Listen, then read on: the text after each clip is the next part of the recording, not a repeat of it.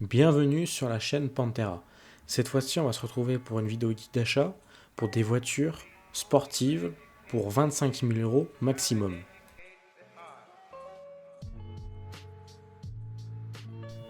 Pour commencer ce guide d'achat, j'aimerais vous parler de la Mazda MX-5 ND.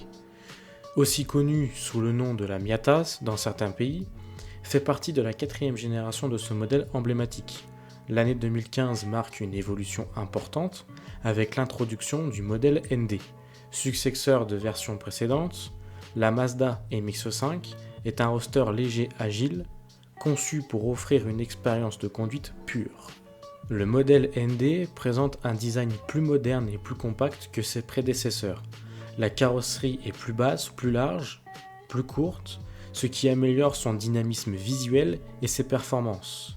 Le toit rigide ou souple, selon les versions, reste un des points forts de ce roadster, offrant la possibilité de rouler à ciel ouvert. Le poids a été réduit par rapport à la génération précédente, avec un allègement de près de 100 kg, rendant le véhicule encore plus agile et réactif. La Mazda MX-5 ND est proposée avec un moteur 4 cylindres en ligne. Le moteur de base est un 1,5 litre atmosphérique développant 131 chevaux, offrant un excellent rapport poids-puissance. Il y a également eu une version équipée d'un moteur 2 litres développant 160 chevaux, offrant davantage de puissance tout en restant léger et réactif. La boîte de vitesse peut être soit manuelle à 6 rapports, soit automatique, selon la version choisie. La Mazda MX-5 a plusieurs points forts. En premier, sa légèreté et agilité, car la Mazda MX-5 est extrêmement légère, ce qui contribue à sa maniabilité exceptionnelle. En deux, elle a un plaisir de conduite. L'accent mis sur l'équilibre et la réactivité de la direction permet une conduite très immersive. En trois, un design compact et sportif, tout en restant pratique pour un roadster.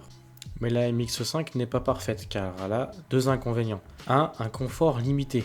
Étant un roadster, la place à l'arrière quasiment inexistante et le confort sur de longs trajets peuvent être contraignants. En deux, une performance modérée. Bien que le moteur de 2 litres soit puissant pour un roadster léger, il peut sembler être en retrait par rapport à des modèles plus puissants du marché dans cette catégorie.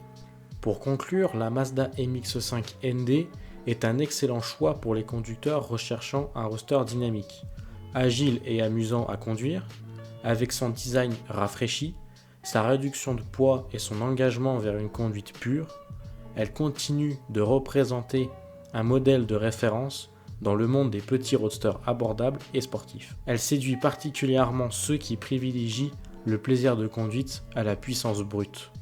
Pour continuer ce guide d'achat, j'ai choisi la Toyota GT86. La GT86 est une voiture de sport compacte développée en collaboration entre Toyota et Subaru. Cette génération de la GT86 lancée en 2012 a reçu une mise à jour dans l'année 2015, mais reste fidèle à l'esprit de la voiture avec un accent mis sur la légèreté, la maniabilité et un plaisir de conduite authentique. La Toyota GT86 est animée par un moteur 4 cylindres à plat, Boxer, de 2 litres fourni par Subaru. Ce moteur développe 200 chevaux et 205 Nm de couple, ce qui permet d'offrir des performances suffisantes pour une conduite sportive sans être excessivement puissante. La puissance est transmise aux roues arrière via une boîte manuelle à 6 rapports, permettant une conduite engageante et un contrôle précis. Alors, pour ses points forts, la GT86 est excellente en termes de dynamique de conduite, avec une répartition du poids idéale, une direction précise et une suspension bien calibrée. Ensuite, il y a son moteur. Le moteur 2 litres Boxer offre une expérience de conduite engagée, surtout pour les conducteurs appréciant les sensations d'un moteur sans assistance turbo. Il y a aussi sa légèreté, son agilité, son faible poids et sa plateforme équilibrée offrent une grande agilité et un comportement routier exceptionnel. Les inconvénients de la GT86 est sa puissance modeste. Comparée à certaines concurrentes, comme la Subaru WRX ou des voitures avec de moteurs turbo plus puissants, la GT86 peut sembler un peu moins puissante.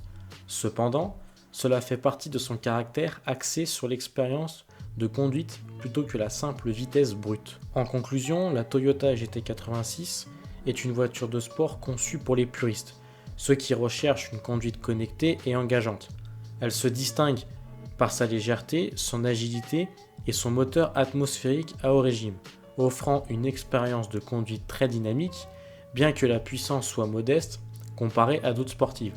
La GT86 mise sur l'équilibre et le plaisir derrière le volant plutôt que sur des chiffres de performance impressionnants. Elle séduit particulièrement les amateurs de conduite qui recherchent une voiture abordable, légère et ludique, idéale pour les virages serrés et les sessions de conduite sportive.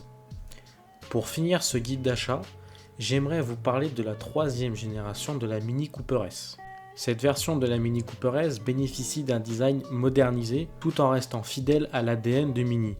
Une conduite dynamique, un style unique et une forte personnalité.